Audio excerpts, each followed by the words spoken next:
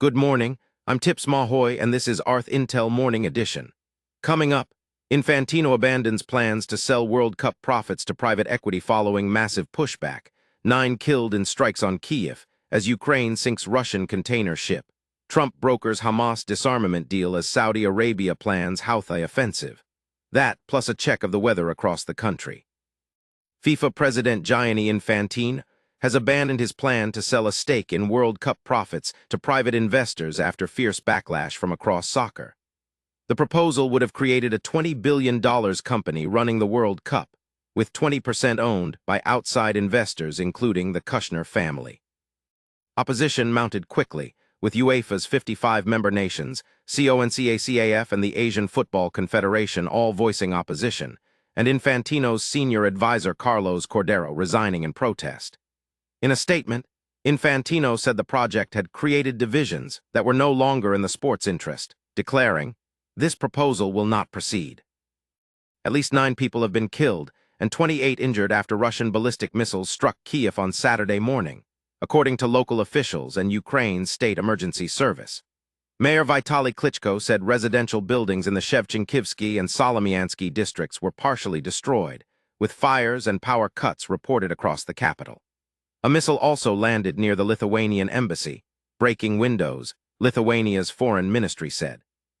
Separately, Ukraine's President Zelensky said Ukrainian forces sank the Russian-owned container ship Yanina in the Black Sea, a vessel Rosatom's CEO described as an act of piracy and robbery, though Russian media reported all 17 crew members were safe.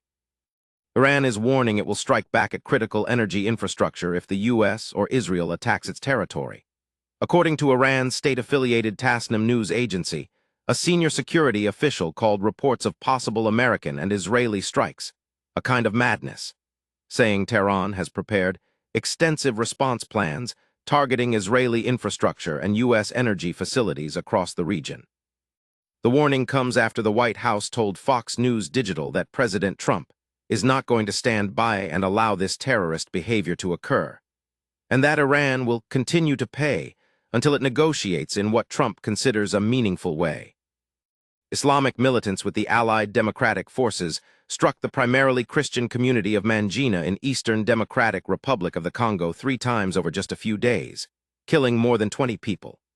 Mangina's mayor, Nicholas Campbell, says attackers wielded knives and firearms, killing 6 people in the first raid, including a church elder and a worship leader, before Congolese armed forces repelled a second assault that killed 10 more. According to Open Doors, victims say the group is intentionally trying to erase Christianity from the region, which ranks 29th on the organization's list of most dangerous places to be a Christian. One pastor who sheltered 10 Christians during the raids told Open Doors, "Fear is increasing," and urged believers to pray for the community's safety and strengthened faith. ArthIntel Headline News is brought to you in part by Toolbox Development, AI web development and marketing. Learn more at toolboxdevelopment.net. We'll be right back. U.S. prosecutors have dropped vandalism charges against former Olympic canoeist David Hearn over damage to Washington, D.C.'s reflecting pool.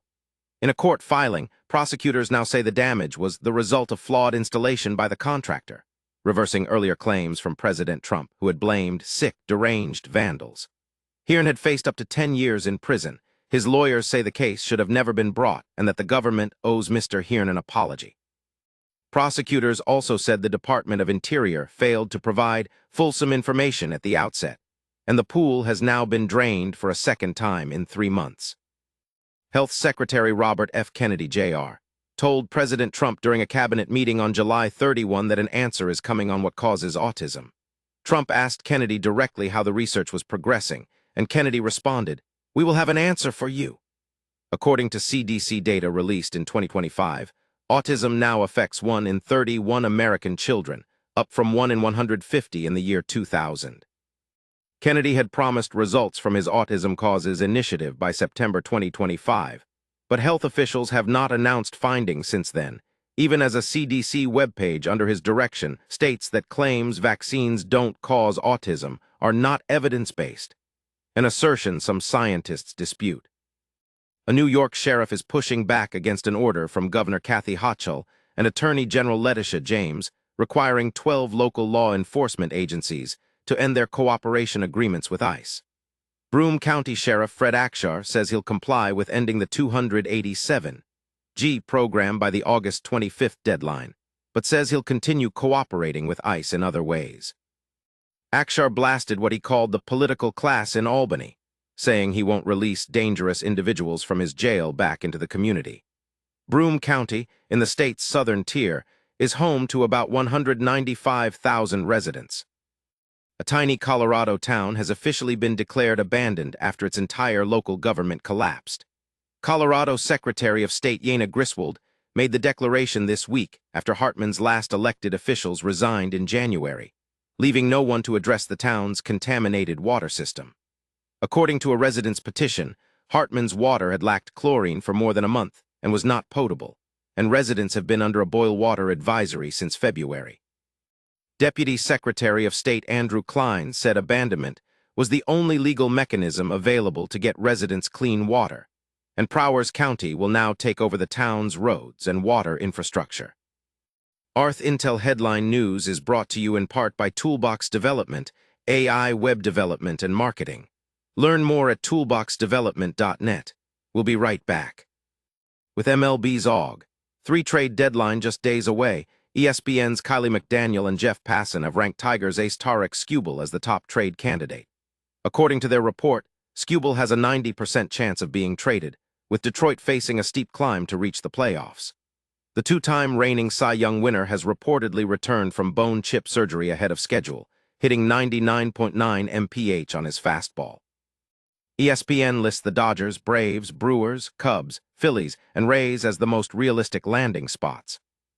New York Attorney General Letitia James has sued the prediction market company Kalshi, alleging it's running an illegal gambling operation in the state.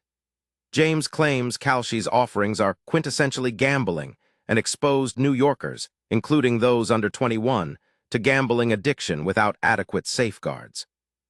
The lawsuit seeks a minimum of $36 billion in penalties, including full customer restitution, triple the company's illegal gains, and $100,000 for each attempt to offer unlicensed sports wagering.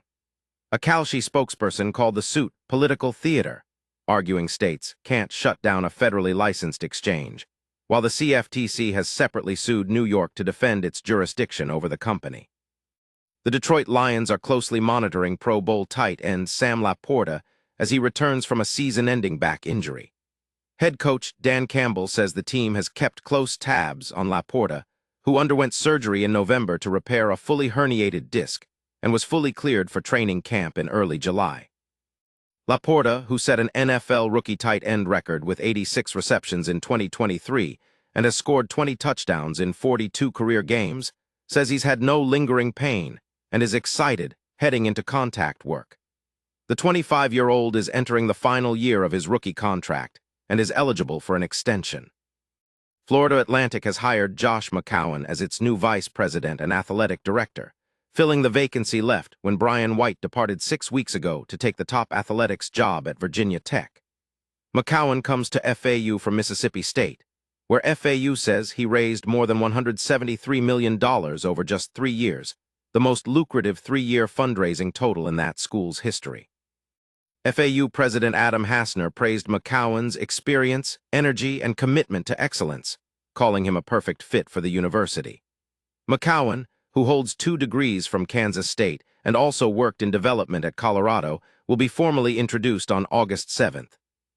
ArthIntel Headline News is brought to you in part by Toolbox Development, AI web development and marketing. Learn more at toolboxdevelopment.net. We'll be right back. And finally, here's a look at temperatures across the country right now. It's hottest in Phoenix at 91 degrees, while Seattle is the coolest spot on the board this morning at 59. That's ArthIntel Morning Edition for now, 12 stories coast to coast. I'm Tips Mahoy for ArthIntel, Signal over Noise. Help us spread the signal, please like, subscribe, and turn on notifications. For complete stories and extra insights, visit arthintel.com.